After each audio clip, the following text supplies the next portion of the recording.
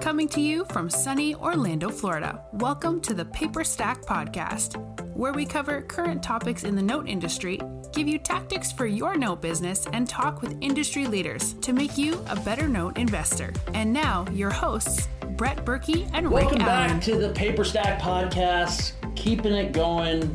Rick Allen, Brett Berkey, going on our next. We got an exciting one today. We always like these. My first note, we've got Jay Redding with us, a user on the platform for sure. I think I've sold Jay a note or two through the platform. Yes, you have. We're excited to have you on, Jay. Thanks for joining us. How are things treating you right now? Things are treating us well, and thank you so much for the opportunity. Certainly appreciate that and consider it an honor to chat with you guys. Great. Yeah, no worries. We bump into each other time for time. I think the last time was last November in Dallas. He was at DME. DME. Yeah, last time I saw you, but I saw Brett at In DME. Nashville? Yeah, in Nashville. that's right. Yes. Yes, I wanted to go, but I had prior engagements, couldn't make it. Where are we going to see you next? You going out to Note Expo or? We will. We'll be at Note Expo. Yes. Perfect. Looking forward to seeing you. That's our next one too. We had a land one, but that's different. We've got a land notes one, and I may end up, I don't know, still haven't decided. I might go out to California yet. For Iman? Yeah, I may go out there. People are asking me to come out and meet them out there. Oh, so wow. I'm like, maybe I'll go do it. I don't know. Traveling man. There you go. Yeah, for real. That's a long trip. It is a long trip, especially for just a couple days. But Jay, tell us what you're into right now and what kind of stuff you've been buying. Sounds like earlier on we were talking. You've got a lot of different things going on, a lot of irons in the fire. We do. We have a couple of different things going on. We've recently just purchased a couple partials. That's Nice. what we've done. We've done that. We just purchased a sub 2, and we just created a seller finance note, basically a debt consolidation scenario for someone that came to us, actually referred to us by another investor who person owned the house free and clear, ran into some financial difficulties, had been a good payer for a long time, had some health issues, some debt, and then ours got cut back at job, and they were just overextended. So we did that, and we're hypothecating that one as well. We just lent them about 50 cents on the dollar to the value of the house, and so we're pretty well covered in there. That's good. So, Tell me about the Subject 2 deal. How did that one wind up in your lap? that was actually brought to us by a former intern of ours who is a realtor, and he received the telephone call, and he basically called me up. He says, "You're the only person I know that can help these people." So we do a lot of networking. We don't have much of a marketing budget, to be honest. It's just basically through networking and working with people and helping people out. That's what we basically do. That's it. When you get out there and you start doing, especially when you move from real estate into notes, you become very creative, and people, they're like, hey, Yes. if there's somebody that can do a deal, that's the person. I found that true. Interesting on the Subject too, was it something that they recently purchased within the past 3 or 4 years, or was it something they've owned for a while? What was? Sure. The whole scenario was they had purchased it in, I think, 2 years ago, between 2 and 3 years ago, and they were coming up on 60 days delinquent.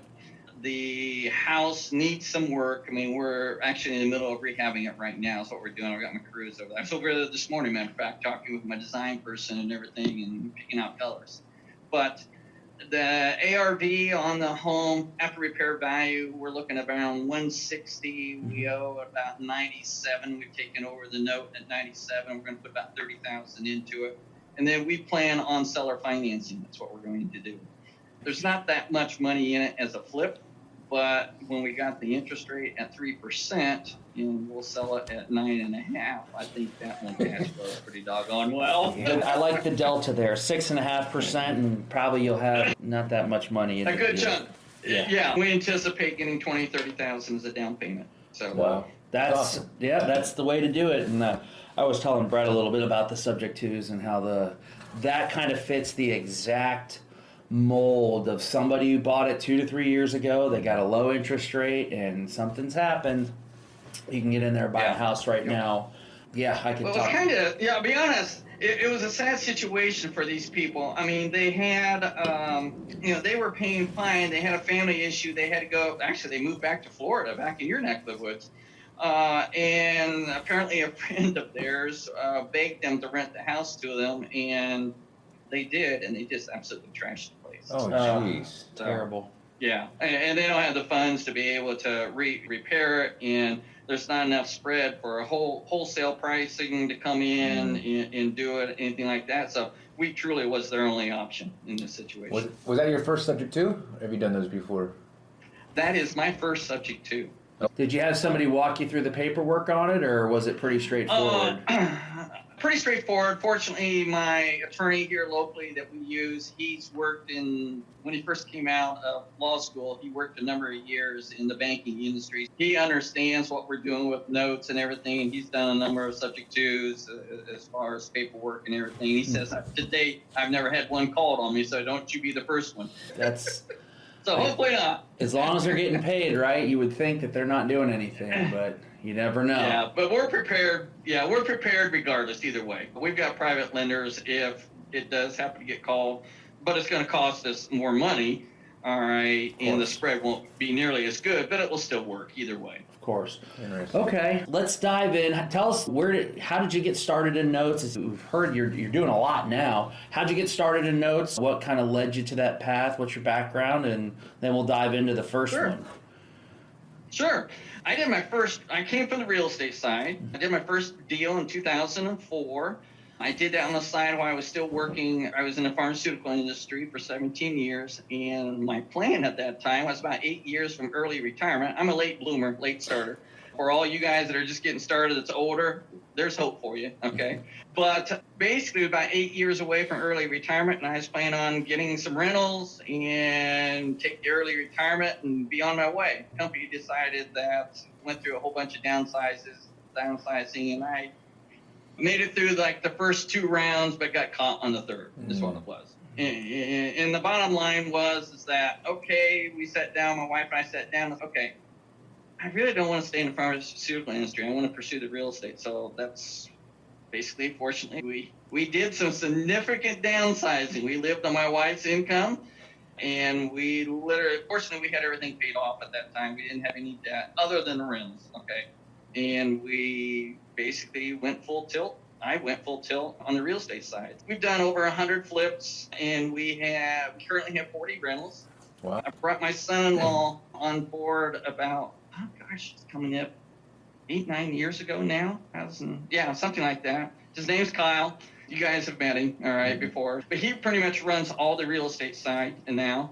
So we still keep the 40 rentals, and he's the one that actually started, as we started talking about making the transition from me gradually moving out and what he wants to do down the road. I have one daughter, one child, one daughter, so you know where everything's going.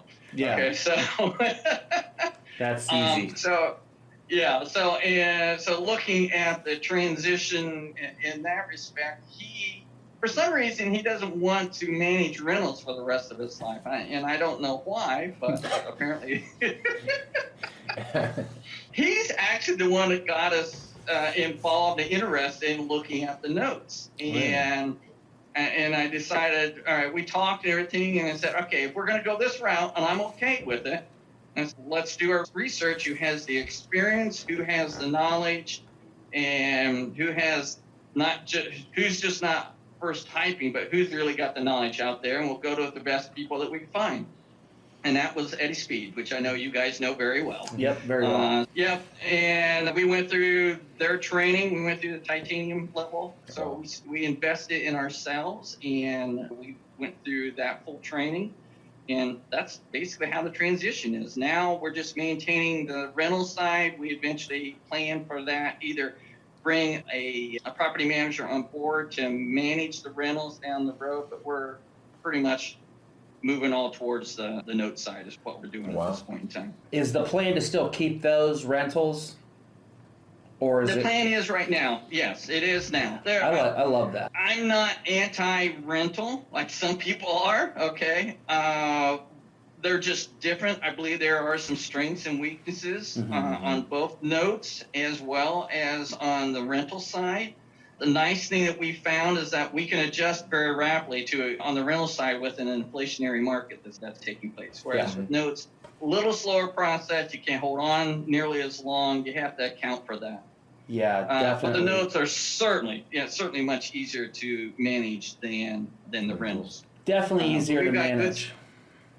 Yes, and we've got we self-manage right now, but we got good systems and processes in place, and mainly because I learned from all the people who weren't doing it, okay, locally, okay, to be honest, and put our systems and processes in place, and things flow pretty well, and we don't have much debt on our rentals anymore. So Are all the rentals local to you? Specifically designed that way. They are all within 30 minutes of our office, and all 40 of them. Wow. So we have the same crew that manages everything if we got to do a rehab or anything like that. The long-term goal, some of the lower-end things, we will probably sell or finance those, or just sell them off over time. But our upper-end ones, we plan on hanging on to those. We'll probably reduce in number or flip out a lower end for a better. We've done that a couple times already. We'll flip out the lower end, and we've sold that. We sold that out for cash, and then reinvest that into an upper end, much better quality and much better. But the pricing right now doesn't support that unless we just come across an unbelievably great deal. And once in a while you do that. And if that's the case, we'll jump at that. Yeah. Where are you out of again? In the country? Oh, we're based out of Fort Wayne, Indiana. That's right. I knew you were up there. Okay, I knew you were up north somewhere. Okay. Yeah. That's cool. Yeah. That's really cool. And then the first note, how'd that go? You met, when did you sign on with Eddie Speed? 2019. Okay. 2000, right at the end of 2019, something I think when it started. Man, that was about to be an interesting time. Yes. Yeah. We invest both in performing and non-performing. We've already done a non-performing, and it did well. Although we got caught during the whole COVID time, what should have been about a 60, 90-day turnaround ended up being a 9-month turnaround, just because all the courts shut down. Right. That's what it basically was here. So, Yeah. And that one was local to us, so it was real simple. Yeah. So. Well. After you went through the training in 2019, was your first note purchase in 2020? And what month? It was. I didn't take long. Actually, I had to go back and look at the numbers and all the details. We purchased this one in 1/21 of 2020. Oh, wow. My gosh. So. Oh my gosh. Oh my gosh. I'm squirming in my seat with the time frame. Yeah. It was a seller finance note, is what it was. The seller was living in Florida. It was 180-month term, is what it was. And we bought it with 104 remaining. Okay. All right, so it had good seasoning on it, good pay history. Honestly, the pay history on it was perfect. That's okay, perfect. it had never been late, so it's okay. We bought it with a little over 11% gross yield. 11.05 was the gross yield. Nice. UPB at the time was $44,707.90, and we purchased it for $38,975. The face amount interest was 7.5%. Nice. And the BPO is at 78.9. It was up in Johnstown, New York, and so our ITV was only about 49%. So we had good protection on it. Yeah. Nice. Did they at all falter once March, April, May, or did they just keep paying? No, they have continued to pay perfectly. That's awesome. Absolutely perfect. We held on to it for 14 months. That's what we did. And we collected $549 was our net. All right, so we collected that on a monthly basis. We held on to it for 14 months, and then we did our first hypothecation. Nice. Okay. All right. There were 90 payments left, and we found a local investor that we borrowed. At that time, we were into it at $31,288, and we borrowed $30,000 at 6%. And we got the balance of our money that we were into it in the first year, and it's been paying us $134 a month ever since. Nice. Great. Just like clockwork. And we have no money in the deal. For me, now, obviously we've gotten better. We don't do them that small, but at that time, as far as the monthly spread, but at that time, that was a proof of concept to me. Sure. Yeah, this will work. That's the first note. It's paid well. It's continued to pay well, and I feel like we did all the things right as we should have in that respect. Yeah. I'm anticipating. Eddie's got Pardon? Eddie's got a saying, make sure you can just get the race car around the track the first time. You ain't looking to set any records, you're just making sure you don't wreck it. If you do that... That's right, that's exactly right. If you do that, you're good. The next one, you'll get better at it. That's pretty good, wasn't it? That's right. Pretty good. Now we do the same type of thing, but we don't do anything less than 200, and between 200 and 500 typically is what we are, which is there a you nice go. price range for us. Yeah. So that was good. that's I hope what Eddie we're doesn't doing. mind that I did my impersonation. Oh, I was going to say, he's going to love that Eddieism there. That's funny. Gosh, he's got a lot. So, well, that's cool. That's fascinating, then. You're doing your first deal, and you've already, first of all, you bought it at a time that would have been like, whoa, Nelly. Yeah, I remember that. And then, but then you've done a hypothecation on it. It's paying you. And was that deal something you marketed for? Or you found it on Notes Direct, or where'd you find it? We purchased it on Notes Direct. That's what we did. How'd you learn about the hypothecation method? That seems pretty... That's through Note School. Oh, do they have it? Hypothecation, yeah, through hypothecation or partials. Partials. We like the hypothecation model a little better than the partial right now, mainly because we're still growing and building out our company, and we want the monthly cash flow. That's very important. In my IRAs, I've gotten rid of all my rentals in my IRAs, and those are all notes now. I would partial out of my IRAs, and we'll partial probably some down the road. But as we're in that growth phase and building out, we got to have cash flow to be able to support the growth and those types of things. So that's what we're doing. Do you find the hypothecation right now, it becomes more expensive with the rise in the rates? Yes. Yeah, I figured that would. We're paying out 8% now. Is what we're paying. And all right, as far as our lender to 20 months ago, you were getting it at 14%, or at 6%. At 6%. Yeah, so, that makes sense. Yeah, so now we're going to be looking at we're looking at a deeper discount to be able to get in that 12.5, 13.5, 14 yield to get our spread to make sure that the delta is good in there is what we're looking at. So 13, yeah, that makes sense. Okay. How long after the first one did you buy your second one?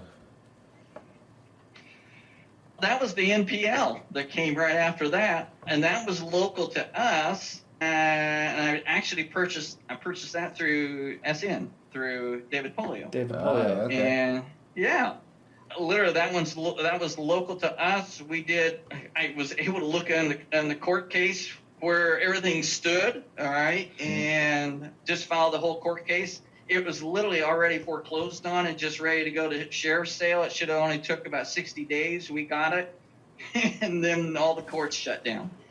So we're just sitting here twiddling thumbs. I'm still working on one right now that we were getting judgment in April of 2020, and it's in Cook County. And Illinois. Oh my gosh, yes. And it went through foreclosure. I'm supposed to have the foreclosure and everything done and approved on the 30th, the 31st of this month. But it's been in like quicksand and sticky mud trying to get this thing through. And Cook County will find every reason not to push it through. That sucks. It's terrible. That sucks. Yeah, I'm not a big fan of Illinois. No, not at all. Sorry. Yeah, I'll never buy another asset in that state ever. Whether it's real estate or it's the notes, the taxes will get you. Just the county will get you. They're gonna nickel and dime you from the minute you cross the state line until the time you leave, and they smack you on the butt on the way out the door. They're gonna take every dime they can get. Yeah. So with your first note purchase, what's like some of the a lesson you would like for people that are looking for their first note purchase? What's some of the stuff you would say? Do your homework. All right. Do your due diligence. You've got to do your due diligence. We actually have created a checklist of things that we go through that for both performing as well as non-performing, because there's 20, 30 different items that you need to be going through to make sure that you've got all your bases covered. And even then, something might sneak in there that you're not aware of, but we try to get everything covered. And that helps us from a processing standpoint to make sure that we don't forget something, because it's a check the box going down the list type of thing. So, is that your own internal document, or did you get it from Note School, or? No, that's our own internal document. Yeah, So I can just see the comments already. That we want to do. What's that? I can see the comments in this podcast YouTube channel already. Hey, can you share that? Can you share your checklist? Can you please send that over, Brett, Rick? See if Jay will give us that. Yeah. The thing is this, I'll say, you need to create your own, and the reason being, you guys invest differently than I invest. All right. So what I'm looking for and what I want to make sure that I protect for is, I mean, we all have your basics, okay? But my ITV, my investment to value, or how fast I want to recoup our capital back is different than what you guys are. Okay. That's smart. Yeah, so every investor is different, and those are part of the processes that we put down, that we run the numbers through to see if a note is going to fit what our buy box is that we want for what we're trying to accomplish. Yeah. And I would say, as a new investor, what's your end game? No, what are you going to do with it? What's not just because you buy one, great. Mm-hmm. Okay, now what? All right. And you really need to know before you're going into it. I always tell people, you should know what's your goal before you buy the note. It should be like, here's what I'm trying to do. I'm trying to, as simple as, if I'm trying to build cash flow, probably an NPL is not the way to go. Yeah. Yeah. See, I've built out a couple things that we're basically looking at using the hypothecation model. So we're looking at, all right, what's our net yield? What's our spread here? Will this give us our cash flow? If we need to leave a little money in the deal, how fast do we get that back so that we can basically recapitalize and go deploy it again? Okay. On the NPL side, I've got some private lenders who actually, since we have some of the rentals, this is for their comfort level. Okay. Because I've got some of our rentals that are actually a fair number of them that are free and clear. I'll use that as collateral to secure the money with the private lender to be able to go and do the NPL with a note that's going to be at least 2 years in length, but I have the ability to pay off at any time. Wow, that's smart. So you're leveraging the rental before the interest. Okay. Yeah, and the interest accrues. I don't pay anything until the property sells or we get it. That's how we structure it. Interesting. There you go. Huh. Any other questions? No, it's fascinating stuff. Appreciate it. Thank you for being a user on Paperstac, and then thank you for coming on here and sharing your experiences. Definitely interesting. That's definitely an interesting. The time when you got started, and you must have thick skin, because I know that time scared a lot of people, because I remember just talking to people on the phone at that time, and a lot of people were unsure of the future. Oh my gosh. You know what? Ignorance is bliss. Let's put it that way. I didn't know what I didn't know at that time. That's it. That's it. You don't know what you don't know. Funny. It's like, hey. That's funny. Huge opportunity. And that first one was in New York. I'm not sure that I would be doing it. Unfortunately, it was paid perfectly. So I'm not sure that I'd be going tapping the well again in New York for that scenario at this stage of the game, where we're at right now. But so far, we're anticipating early payoff on it. So hopefully, because they've been inquiring as to, with the servicer, what's their unpaid balance. They're starting to inquire as far as how close they are to having it paid off and everything. So I'm thinking we're going to get a lump sum somewhere down the road here. That's fantastic. Nice. Yeah. That'll be nice. Yeah. Cool. Which boosts our yields even better. We like that too. There you go. We can see you next at Note Expo in November.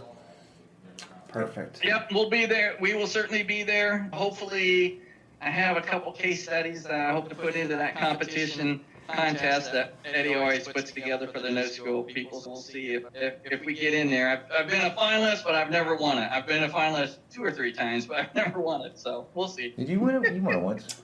No, I didn't win it. I actually didn't even get to present it because we came in late, and Kevin Shortell presented it, which I don't know how I didn't win that one. That one was a home run deal, but yeah, I remember that one. That was we purchased one.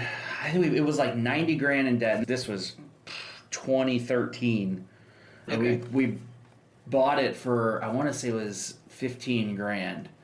And the property was worth probably $40,000 or $35,000, and the lady ended up making a payment of $4,000 to us to do a loan mod, We did a loan mod and put her on a trial plan, and she got to within 2 payments of her trial plan completing and stopped making payments. Oh my gosh. And then went and got got hardest hit fund, and wound up getting something like 35 or 40 grand in past due money to catch her up. We ended up getting all of that, and then we had and they paid the next 24 months for her monthly on what was at that point like a $78,000 loan. Wow. And then we ended up turning around and selling that for 35, 40 grand, which had I known anything, done any of like partial or hypothecation, I'd still had that loan. But it was just, we killed it on that deal. Just between. I gotta say, that is a home run. And it's one of those things where you're like, wow, we made back all of our money plus, and then we're in the deal for nothing. That's nice. Yeah, so that's one where hindsight 2020, you keep that one in your back pocket and just say, that's enough right now, but we just sold it. And that was fairly early on, and so that's when I submitted, but I couldn't even pitch it because our plane arrived later, and I was like, man, I told Kevin Shortell, I'm like, how bad of a salesman are you that you couldn't get that one to win? I was like, anybody could have made that one a winner. Oh, that's funny. So I love infinite returns. I think you guys do too. Yeah, I love it when it breaks the calculator. That's my favorite thing, when it says error. And I'm like, nope, that's not an error. That means we won. So that's right. Nice. It's enough. As Eddie says, it's enough. It's enough. Jay, hey, we really appreciate it. Thanks for coming on. To all you guys out there, thanks for listening to the Paperstac podcast. We've got some exciting ones coming up following Jay Redding. Bob Repass is coming in. Troy Fullwood. Who else? We have a list. We got a list. Hey, you can, when you see Bob again, you say, I was on the podcast before you were, Bob. Should be good. Good seeing you, man. We look forward to seeing you in November. Paperstac podcast. We are done. Catch you on the next episode. Yep. See ya. All right. Thanks for having me, guys. I appreciate it. All right. Good seeing you. See ya. Are you new to the mortgage note industry? Have you been wanting to learn the step-by-step process to purchase your first mortgage note? Well, you're in luck. We've convinced our CEO, Rick Allen, to break down everything he knows about mortgage note investing. Through a series of 50 videos, you'll get everything from start to finish of where to purchase notes, how to purchase notes, and all of Rick's investing techniques he has developed over the many years. From performing note tactics to non-performing notes, Rick gives you everything he knows about investing. Bonuses include our glossary of industry terms, Rick's own proprietary calculators he created to evaluate notes, discounts from our partners, our Rolodex of vendors, a private Facebook group, along with a lot more. We've packed so much content into the Academy to take you from beginner to expert in no time. To learn more about the Academy, go to academy.paperstac.com/welcome. Again, that is academy.paperstac.com/welcome.